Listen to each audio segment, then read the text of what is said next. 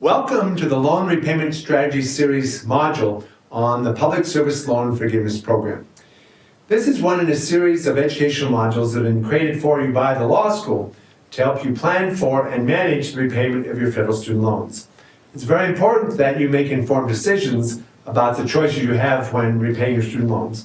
And one of the features of federal student loans is the possibility that if you're working in public service, either with a government agency or nonprofit organizations, that you might qualify for forgiveness of a portion of your debt after 10 years of qualifying public service through the Public Service Loan Forgiveness benefit that's available currently for federal direct loans. This module is designed to give you more information about that program, as well as to understand how a career in public service could be affordable to you even if you have federal student loans. So let's get started. Public service can be affordable even if you have federal student loans. Public service can be affordable because with federal student loan, as a borrower, you have the option potentially of having a portion of your debt forgiven, but you also have access to repayment options where your payment could be based upon 10% of your household's income rather than on the amount you owe. And allowing you to base your monthly payments on your ability to be repaying the debt each month gives you a lot more financial flexibility and hopefully a lot more affordability than if your payments were based upon the amount of your debt. In addition, you may also qualify to have, again, a benefit that would refer to generically as loan repayment assistance, either from the school or from your employer or from some other organization. These are generally referred to as loan repayment assistance programs, or LRAPs. And here, you would be getting a benefit from either the school or your employer or some other organization where they've been giving you funds to help you make your scheduled loan payments because you're doing qualifying public service. For more information about the LRAP, you'd want to contact the school or your employer. That is not a feature of the loans. That's a benefit you'd be eligible for as a result of your relationship to some organization. What we want to focus on in this module is particularly the loan forgiveness option, public service loan forgiveness. We'll talk briefly about the income-driven repayment options. For more information about income-driven repayment options, I'd encourage you to check out two of the other loan repayment strategies modules. One that covers all of the different loan repayment options on federal loans, and then a second one that focuses specifically on the newest of those plans, revised pay-as-you-earn or repay. But let's focus first of all on loan forgiveness and the Public Service Loan Forgiveness Program. So what is PSLF? Well, Public Service Loan Forgiveness, or PSLF, is a repayment benefit that provides for tax-free forgiveness of any outstanding balance on your federal direct loans once you've completed 120 months of qualifying public service while in repayment on that direct loan. Now, it was created back in 2007 as part of the College Cost Reduction and Access Act, and it became effective on October 1st of 2007. So the first month anyone could have started accumulating eligible months towards the 120-month requirement would have been that month. So the first month in which anyone will be eligible for forgiveness, it will be October of 2017. It is a loan repayment benefit. It is not a repayment plan. You still would need to choose a qualifying payment plan in order to earn the benefit. You can apply for the benefit, the forgiveness of the debt, once you've completed 120 months, which is effectively 10 years, of qualifying public service. But those 120 months do not have to be consecutive. You could take time off. You could work in the private sector. Those months in which you're not doing qualifying public service would not count, but then once you resume qualifying public service, the months would start up where you left off. But only federal direct loans are eligible for this forgiveness benefit. So if you have other federal loans, non-direct federal loans, such as a Perkins loan, or a Stafford, Grad Plus, or consolidation loan that you borrowed from a commercial lender sometime prior to July 1st of 2010 through the FFEL program, those non-direct federal loans are not eligible for public service loan forgiveness, but they could be refinanced or consolidated into a federal direct consolidation loan, and at that point, the debt would become eligible. And we'll talk more about that in a few minutes. And under the current tax code, any amount forgiven as a result of forgiveness through the Public Service Loan Forgiveness Program would be tax-free. So what constitutes a month of qualifying public service? Because it seems very clear that that's what's important. Well, you must satisfy 2 conditions each month for that month to count. First of all, it's the employment requirement. You must be employed as a paid employee of a qualifying public service organization during the entire month. And secondly, during that month, you have to have made an on-time qualifying payment on your qualifying direct loans. Once you've completed 120 months, then you'd be eligible to apply for the forgiveness benefit. So it becomes very clear that with public service loan forgiveness, the key is qualifying. You must have qualifying loans that you are repaying while you're doing qualifying employment using qualifying payments. So let's look at each of these 3 requirements in more detail. It's, in essence, the legs of a 3-legged stool. The first leg, qualifying loans. Well, the following federal student loans qualify for public service loan forgiveness. Federal direct, subsidized, or unsubsidized loans, oftentimes referred to as Stafford loans. Federal direct, Grad Plus loans, and federal direct consolidation loans. And you can check to see what types of federal loans you have by looking at your loan history or transcript of loans out at nslds.ed.gov. That's the National Student Loan Data System. It's a database that's been created by the Department of Education so that you can see the complete history of all the federal student aid, including any federal loans you had borrowed.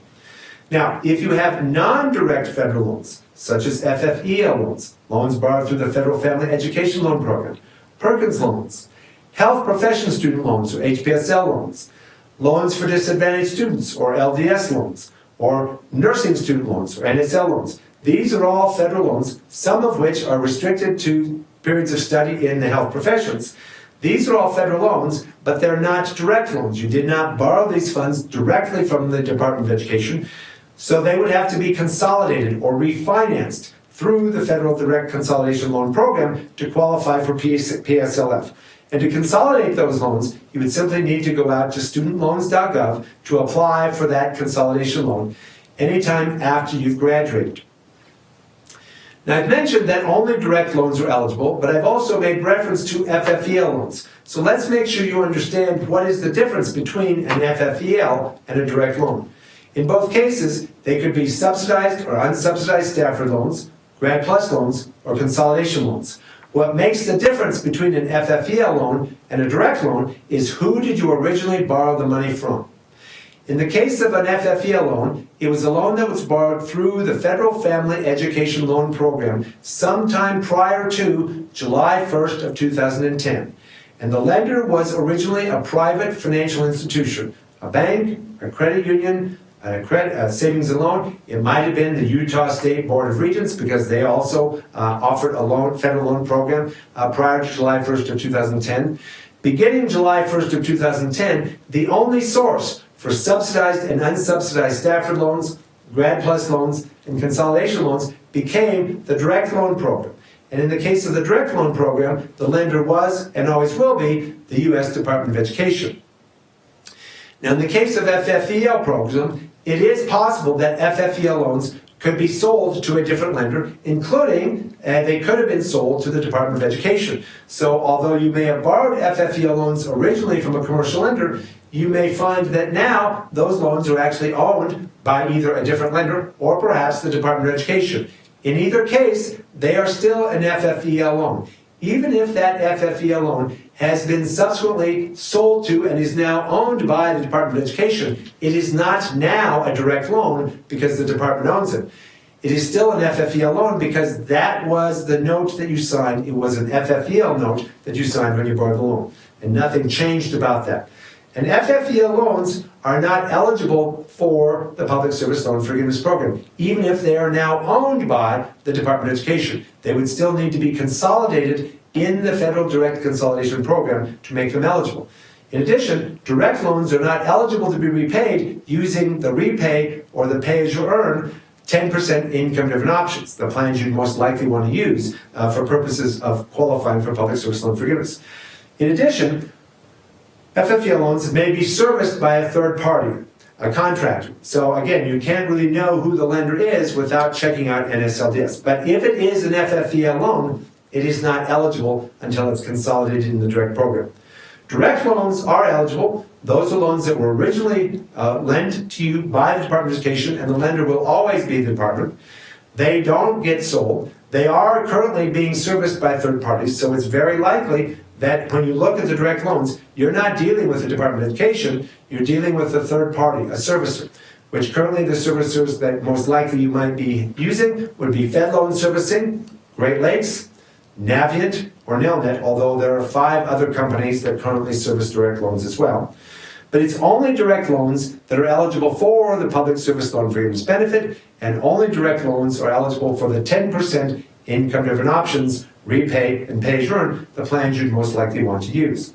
So how can you verify or determine what specific types of federal loans you have, and to determine whether or not you have any non-direct federal loans that would therefore need to be consolidated if you wanted that portion of your debt to be eligible for the Public Service Loan Forgiveness benefit? Well, again, I'd encourage you to check out the National Student Loan Data System at nslds.ed.gov. If you click on the Financial Aid Review option, it will give you the opportunity to see what is the complete history or a transcript of all the federal loans you've ever borrowed. And all you need to do to access that information is to go to nslds.ed.gov. You'll need to click on the Financial Aid Review option. It will then ask you to enter your FSC ID, your username and password that you created when you filled out the FAFSA, and then it will bring you to this screen. This is the loan summary screen. And this happens to be the loan summary screen for me. There is no demonstration site, so I actually had to show you someone's actual record. So I thought, well, I better not show anybody else's, I'll show you mine. And I had to borrow a few loans when I was getting my PhD in agricultural economics. And you'll notice that the arrow points to where the type of loan is listed. And you'll notice in my case, I borrowed FFEL, Stafford Subsidized Loans. If these had been direct loans, they would have been labeled direct Stafford Subsidized Loans. But because they're listed as FFEL, this is showing you loans that would have had to be refinanced. In your case, when you look at your listing of loans, if there are any loans that do not start with the word direct, if they start with the word FFEL, or if they're a Perkins loan, then that is a loan that you would have to consolidate if you wanted that loan to be eligible for the Public Service Loan Forgiveness benefit. So that's qualifying loans. What about qualifying employment? Well, for it to be qualifying employment, you must be a paid employee. You generally cannot be a contractor or a volunteer of either a government agency, federal, state, local, or tribal. It just has to have jurisdiction somewhere within the United States, although physically you could be working outside the United States. Or it has to be a 501c3 organization that is exempt from taxation under Section 501A of the IRS Code of 1986. Or it could be other qualifying private nonprofits that don't meet the 501c3 designation that provides one or more of the following public services. They have to be providing emergency management, military service, public safety, law enforcement, public interest law services, early childhood education, public service for individuals with disabilities and the elderly, public health, public education, public library services, school library, or other school-based services. And they have to have a tax ID with the IRS as a nonprofit.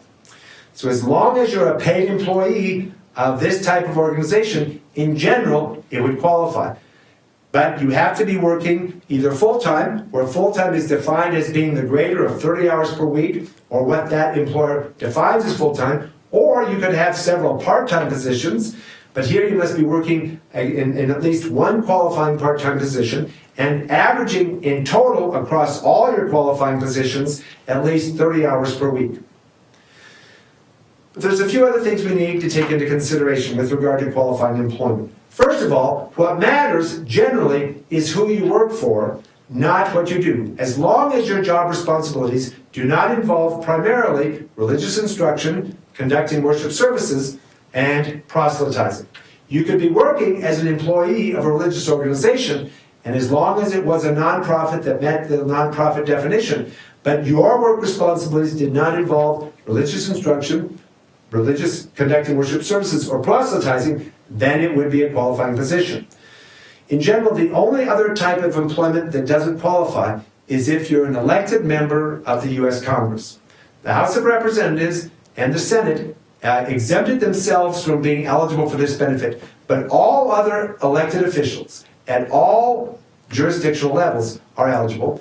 And as long as, again, your activities don't involve these religious activities mentioned, then it would be considered qualifying employment as long as it's a qualifying organization. Now, I mentioned that in general, you have to be a paid employee. You can't be a contractor or a volunteer. The one exception to that requirement is if you are a Peace Corps or AmeriCorps volunteer. In that instance, that volunteer service could count towards at least a portion of the qualifying employment requirement. The physical location of your employment does not matter. You could be physically working outside of the United States as long as you're employed by a qualifying organization with standing in the United States. And the 120 months of qualifying public service not only do not need to be consecutive, they don't have to be with the same organization. You could have employment with different public service organizations over the 10 years and it would still qualify. For more information about what constitutes qualifying employment, the Department of Education has created a set of answers to frequently asked questions, or FAQs, that they've posted out at studentaid.ed.gov/public service. But you also could contact the servicer, the contractor that's actually managing this particular program for the Department of Education, that's Fed Loan Servicing, by calling them at 1-855-265-4038 for more information about what constitutes qualifying employment. The third leg of the stool was qualifying payments, because you do have to, while working in a qualifying position, also be making qualifying payments. Payments must be made using one of the income-driven payment plans or the standard 10-year plan. Now, if you're using the standard 10-year plan, the debt's going to be paid off in 10 years, so there won't be any debt left to forgive, and it's likely that you couldn't probably afford payments based upon that plan. So you could use any of the income-driven plans. The two plans that would likely give you the lowest monthly payment for which you likely would qualify would be the newest of the 10% income-driven plans, Revised Pay-As-You-Earn or Repay, and Pay-As-You-Earn or Payee. Now, the income-based repayment plans, or the IBR plans, also qualify, but chances are you do qualify for at least one of the two 10% options, and the original IBR plan would have required you to contribute more of your income because it would have based your payment on 15% of your household's income rather than 10%. And the original income-driven plan, income contingent repayment, would have required you to contribute 20% of your household's income. So you're likely going to want to choose the payment plan that would give you the lowest required monthly payment, because you can always voluntarily pay extra, and that would be either the Revised Pay-As-You-Earn Repay or the Pay-As-You-Earn plan. And again, for more information about these specific plans, I'd encourage you to check out the Loan Repayment Strategies module that covers this, an overview of all the payment plans, as well as the module that focuses specifically on how the newest plan, Revised Pay-As-You-Earn or Repay, compares to the other income-driven plans, including as to how it compares to Pay-As-You-Earn. Because again, in choosing the plan, you want to make sure you're choosing the plan that's going to best meet your needs. The extended options, both graduated and fixed, and the current graduated plan do not qualify unless the amount you are paying would be at least equal to the amount required under the standard 10-year plan. And in the extended and the graduated plans, the initial monthly payments won't be large enough to qualify. In addition, if you have a consolidation loan, it could very well be on the standard plan, but in this case, that standard payments would have been amortized over more than 10 years. So in that instance, those payments would not count either. A few additional comments about qualifying payments. Payments must be made on time. They can't be too early or too late. So I suggest you sign up for autopay. And autopay is where you give permission to your loan servicer, the company that's actually managing your loans, permission to automatically deduct your scheduled monthly payment each month on the due date from whatever checking or savings account you've designated. Because that way it'll ensure that your payment is received on time, not too early, not too late. And you simply sign up for autopay with your loan servicer. Currently, as an added benefit of doing so, the Department of Education will discount the interest rate on any loans that you are using autopay to repay that are direct loans. So again, you not only could ensure that your payments are on time, you might also save a little bit of interest due to that discount. Only scheduled payments count. In other words, it's only the payment that's required each month that counts once you're in repayment. Voluntarily paying extra, prepayments where you're paying perhaps more than the amount required, or you're making payments before they're due, do not count as qualifying payments. For example, you cannot make 2 payments in the same month and have it count as 2 months worth of payments. That would still only count as a single payment, and you still have to make payments for the additional 119 months before you'd actually earned the benefit. The one exception to that would be if you've worked in the Peace Corps or AmeriCorps and you've earned the Siegel Award for that service. You could use that Siegel Award to cover multiple months towards this requirement and check with Fed Loan Servicing or check out the FAQs for more detail for that. If you in fact did work in the Peace Corps or AmeriCorps and have a Siegel Award available to you to use for that purpose. Otherwise, it's 1 payment per month, 120 months of payments that have to be made. For more information about qualifying payments, I encourage you to again check out the FAQs at studentaid.ed.gov/public service or contact Fed Loan Servicing at 1-855-265-4038 about what constitutes a qualifying payment. Now, there are clearly some benefits to public service loan forgiveness, but there are also some potential negatives. So what are the pros and cons? Well, clearly, the pros are that it increases the financial feasibility of pursuing a public service career long term if you have federal student loan debt, because it guarantees that at some point in time, within a reasonable amount of time, the debt could be gone even if you haven't fully paid it yourself. It also allows for a portion of your qualifying debt to be forgiven, and it's an entitlement. In other words, it's not subject to federal budget appropriation. Now, there's several other forgiveness programs specifically targeted at public defenders and civil legal aid attorneys for which there is the possibility of forgiveness, but the benefit can only be paid out if Congress allocates funds for it. In the last several years, they have not done so. So although people might be earning the benefit, there's no money to be paid. With this particular program, it doesn't require that Congress allocate or budget funds for it. It is an entitlement. But there are a few negatives or cons. First of all, it's an all or nothing benefit. You must put in a full 120 months or 10 years of qualifying public service before you get the benefit. There's no partial benefit if you put in part of the time. And only federal direct loan debt can be forgiven. So if you have non-direct federal loans, those loans would have to be consolidated into a federal direct consolidation loan to make it eligible. So let's talk about why that might be an issue. One of the types of federal loans you could have is a federal Perkins loan. It's not a direct loan. It would have to be consolidated in the direct consolidation program to make it eligible for the public service loan forgiveness benefit. But if you consolidate the Perkins and pay it off, then any benefits that that Perkins loan might have been eligible for that were unique to the Perkins, you have now lost. And there is a particular benefit that might be a benefit you wouldn't want to give up.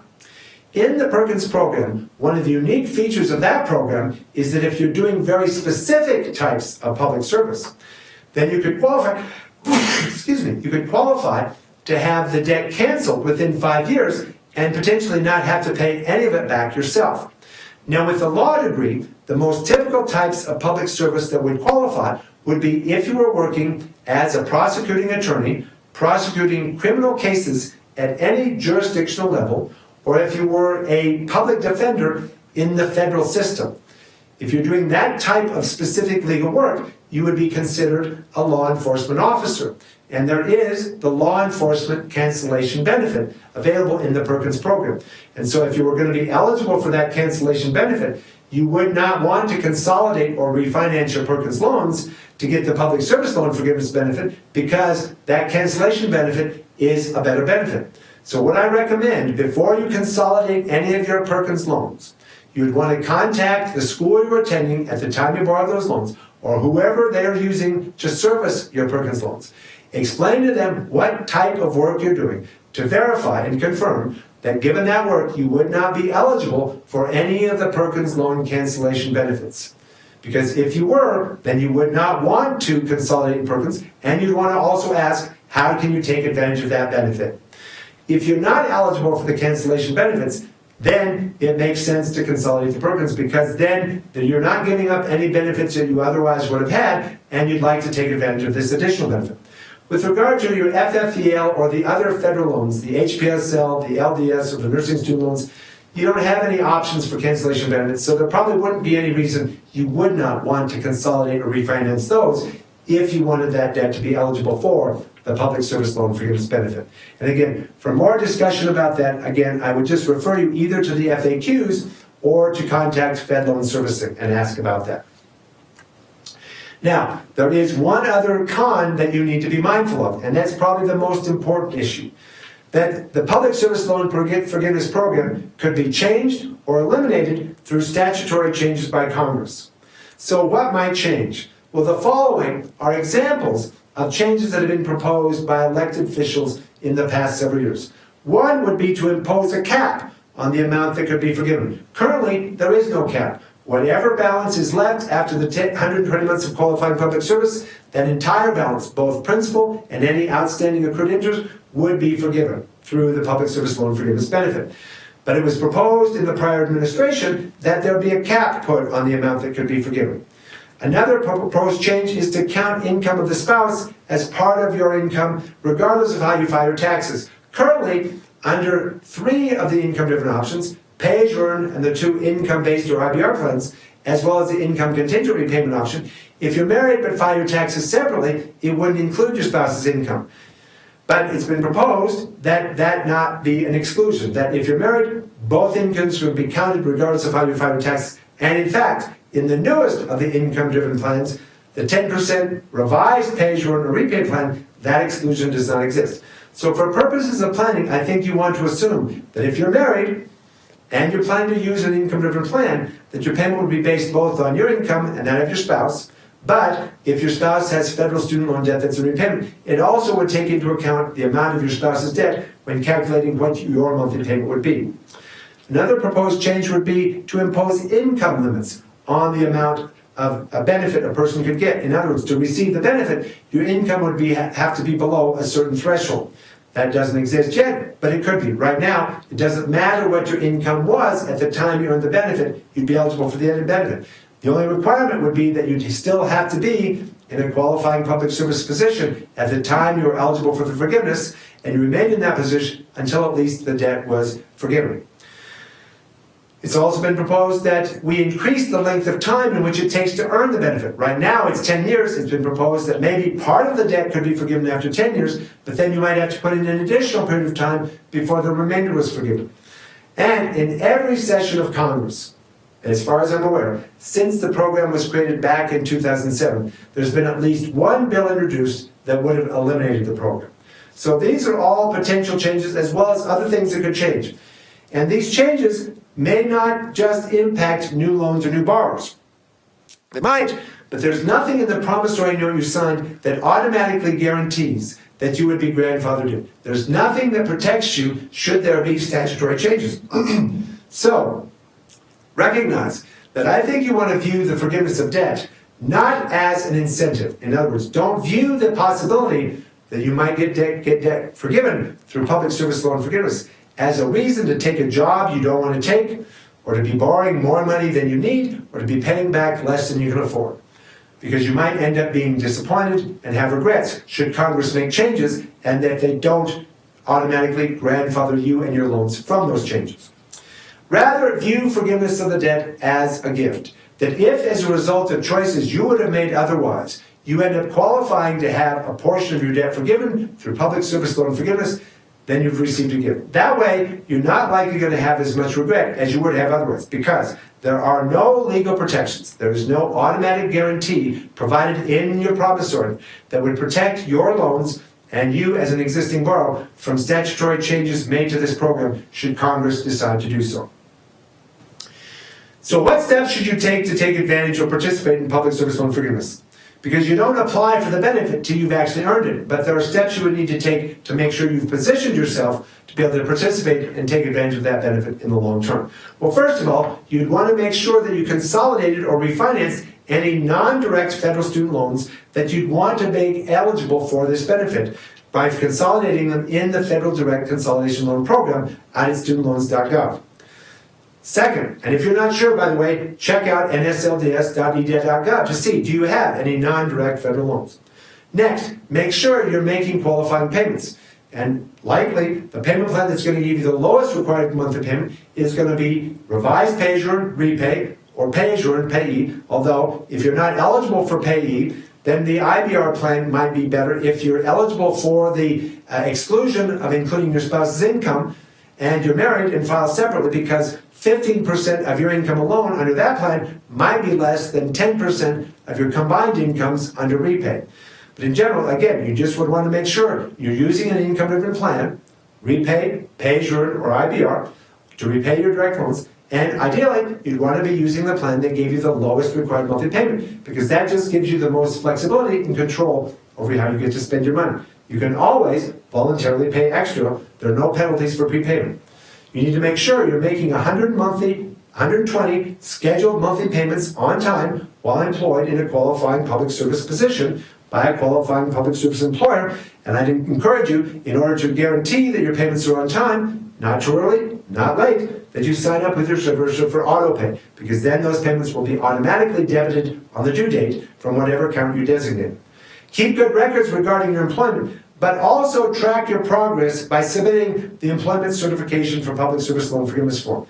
We'll talk more about that form in just a minute. And then, once you think you've earned the 120 months, apply for Public Service Loan Forgiveness using the application process that's in place at that time. So how can you track your eligibility for Public Service Loan Forgiveness? Well, you can take advantage of the Employment Certification process. This is where you would complete the Employment Certification for Public Service Loan Forgiveness form that's available out at studentaid.ed.gov/public-service or from your current loan service. And you want to submit that form annually or whenever you change jobs, whichever was happening more frequently. You'd submit the completed form to Fed Loan Servicing, the contractor that's managing this particular benefit for the Department of Education. Fed Loan Servicing will review and process the form. And then they will inform you as to whether or not you have accumulated any eligible months of employment on any of your direct loans. If you have, at that point, then they would have to review the servicing records of your loans to see, did you also, during those months of qualifying employment, make qualifying payments. If they are currently servicing your loans, that will be it. If they're not, if there is some other company servicing your loans, then they will first have to transfer your loans from your current servicer to their servicing system. So at that point, then, your loans will be serviced now by Fed Loan Servicing rather than who had been servicing them, and you'll get notified of that. The point is, this process allows you not only to track your progress, but to start documenting with the federal government that you've met the qualifying employment requirement. And eventually, you're going to have to prove to them that you did. And it's going to be easier to doing it on an annual basis rather than having to go back after that you've done the 10 years and go back and compile 10 years worth of records. So I strongly encourage you, at least annually, once you think you're doing qualifying public service, to start submitting this form. And again, the form is available from your current loan servicer. It's also available out at studentaid.ed.gov/public-service. For more information, you always should contact your loan servicer. But for public service loan forgiveness, it's actually best to go online and check out the information that's provided by the Department of Education at studentaid.ed.gov/public-service, or to call the servicer or the contractor that's actually managing this program for the government. And that's Fed Loan Servicing. All you need to do is call them at 1-855-265-4038. For more information about federal student loans, go to studentaid.gov. For more information specifically about student loan repayment, particularly information about the different payment plans and about consolidation, check out studentloans.gov. To get an estimate of what your monthly payments would be under each of the available plans, check out studentloans.gov and use the repayment estimator tool that's available there. If you need to consolidate any of your existing non-direct federal student loans to make them eligible for public service loan forgiveness, you'll need to apply for the Federal Direct Consolidation Loan, again, out at studentloans.gov. And if you're not sure whether or not you have non-direct federal loans, you can use the database at National Student Loan Data System at nslds.ed.gov to see that information. But you also have opportunities to learn more by checking out all of the loan repayment modules that have been created. And I mentioned several. The one on the different repayment plans, the one that's specifically targeting information about repay and how it compares to the plans. There's also a module that explains how you can, in fact, take stock of your portfolio. and find out what types of loans you have using NSLDS. There's also a module that allows you to use the repayment estimator to calculate or estimate your monthly payments. So again, I encourage you to check out all of the loan repayment strategies modules so that you have the information you need to make the best decisions when it comes to repayment of your student loans. Remember, you want to be strategic. You want to position your federal student loans for possible forgiveness if you are working in public service so that you're not only successful in repaying your student loans, but so you're also more quickly able to achieve the other financial, personal, and professional goals that are going to be important to you. It's critical that you make informed decisions about how you manage the repayment of your federal student loans. And you want to take advantage of all benefits, including the public service loan forgiveness benefit, to the extent it could benefit you, as long as in so doing, it's not causing you to make decisions or choices that you otherwise would not have made. Well, that wraps up this module. I hope this information has been helpful to you. Good luck to you as you plan for and manage the repayment of your federal student loans.